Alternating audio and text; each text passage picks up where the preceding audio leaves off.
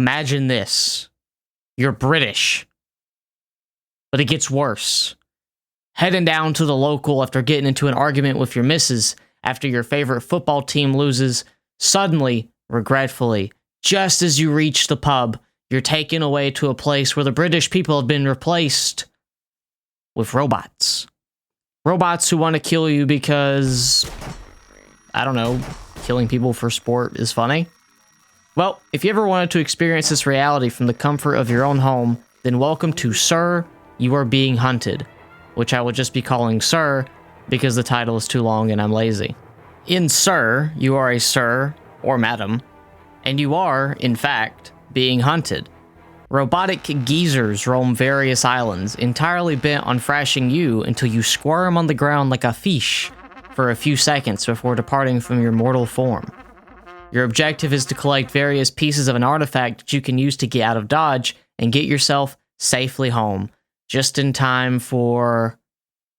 I don't know, I literally don't know anything about British sports in the slightest. Whatever team is playing. When I was in my youth, this game used to scare me quite a lot, so I figured it would be nice to return as a farewell for the Halloween season.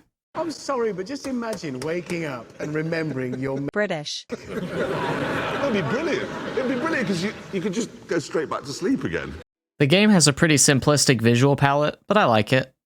I've been to Britain one time in the past, and during my visit, it was literally always dark and rainy outside, with so much of the environment looking gray and without life, so I'd say it's a good historical representation.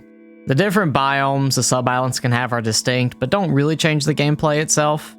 I like the designs of the robots. They all look like members of a 1800s British hunting group, and are all easy to identify even from a distance. Like the visuals, the audio is pretty simplistic as well. It sounds a bit crunchy, but I kind of like that. Gives it a bit more oomph and fits with the idea of facing down robots.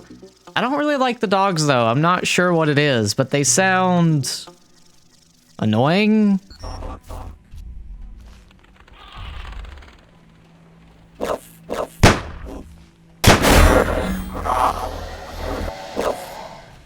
Like, they don't fit, but I can't quite put my finger on it. The soundtrack is also really nice, though it sometimes doesn't play for a while. It's sort of sporadic, but when it does play, it is really pleasant. There's some good beats in here.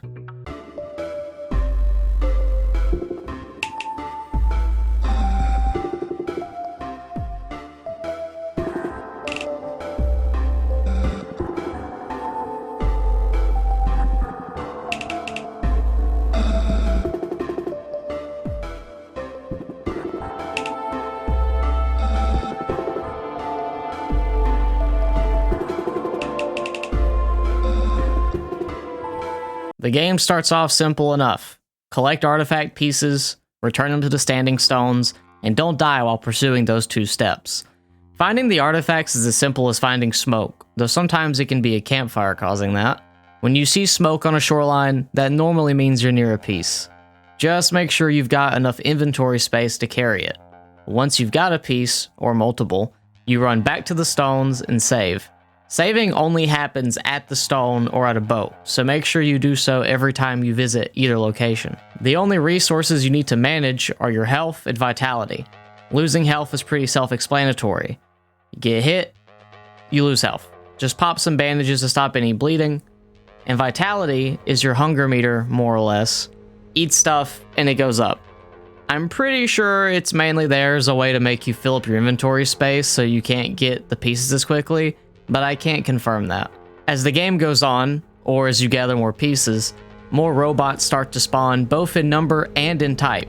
You'll start off only facing basic hunters, but various robots of different behaviors and tools will also start populating the islands. What starts off as a sort of peaceful stealth mission can turn into the equivalent of being the sole member of an underground resistance movement.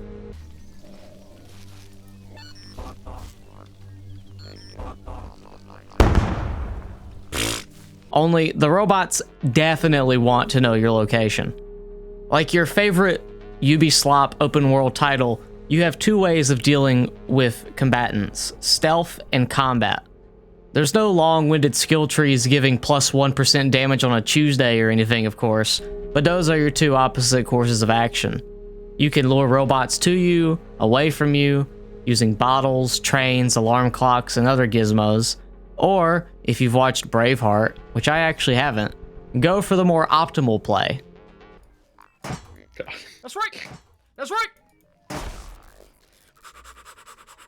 Anything at the old church, abandoned church? Oh god.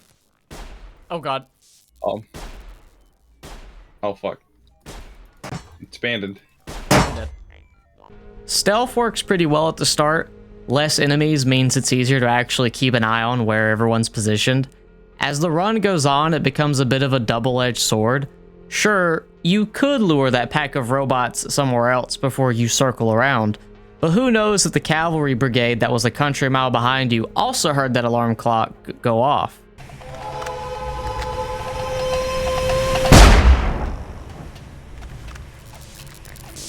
I'm also not sure if enemies spawn additively, but it feels like it's just better in the long run to kill off everyone rather than sneak around. Given that everything is going to get harder the longer you take, it feels more like stealth is there as a stopgap until you get some real peacemaking tools. If you listen closely, you'll notice I said that your only options were stealth or combat. There's no real way to mix the two. Even if you manage to get the drop on a lone robot, chances are he's going to hear you before you get close enough to whack him, and if he fires a shot, everyone else is going to hear it too. Thankfully, there is room for customizing your runs too. If you want the various islands to have a specific biome, or don't like dealing with a certain enemy type, you can change all of that in the world creation screen. If you're a fan of the ATF, you could have nothing but dog spawn. It's all up to you. Oh, no I didn't. Hi, Fido. Each run will only last an hour or two, so the game isn't that long, but it really feels like it takes forever at some points. Coming back to this, I had forgotten just how repetitive the game can really get. If you manage to find the strange device that shows you where the nearest artifact piece is, the game turns into this process of just sprinting around the map while trying to avoid the robots. It's fun and chaotic at first, but it really overstays its welcome well before you finish the game. It almost feels like the game is at odds with itself in a way. I want to view this as a really short roguelike, but the game takes a lot of measures to extend the runtime, to its detriment, I feel. If there was only one island and the biomes were all on said island, or it was all randomized, with each run only lasting an hour, I think it would feel better to play. I'd also remove vitality as well, because it doesn't really add anything to the experience other than slight tedium. Ironically, the game feels a lot better in its pacing in multiplayer, and assuming you can get it to work without issue, you'll probably enjoy it more than the base game. There's only one island, the number of pieces can be changed, and loot is much more common, meaning you can actually get to the fun stuff sooner rather than later. The problem is that playing multiplayer means no saving, less enemy types, but at least runs here only take 30 to 45 minutes. Add some friends to the mix and the game shifts from this sort of awkward combat stealth game to full-on guerrilla warfare.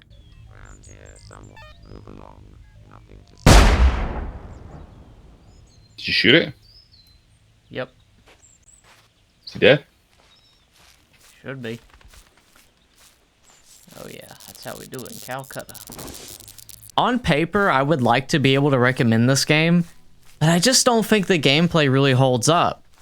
Of course, when playing any indie game, I try to not have impossible standards to meet, but this feels like the sort of game you would buy because it looks interesting, play it for 30 minutes, get bored, say you'll come back to it, then never do. It's an interesting concept that just doesn't really stick the landing of its niche.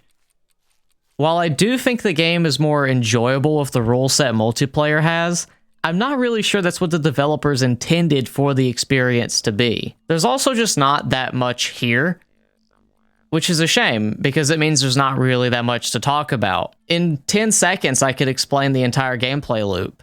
And it's even more sad because there's clearly some real care and fun mechanics in here, and there's no scathing technical issues. It just doesn't really mesh well in execution. For its regular price of $20, I don't think this is worth buying. If you really love the premise, it might be worth checking out on sale.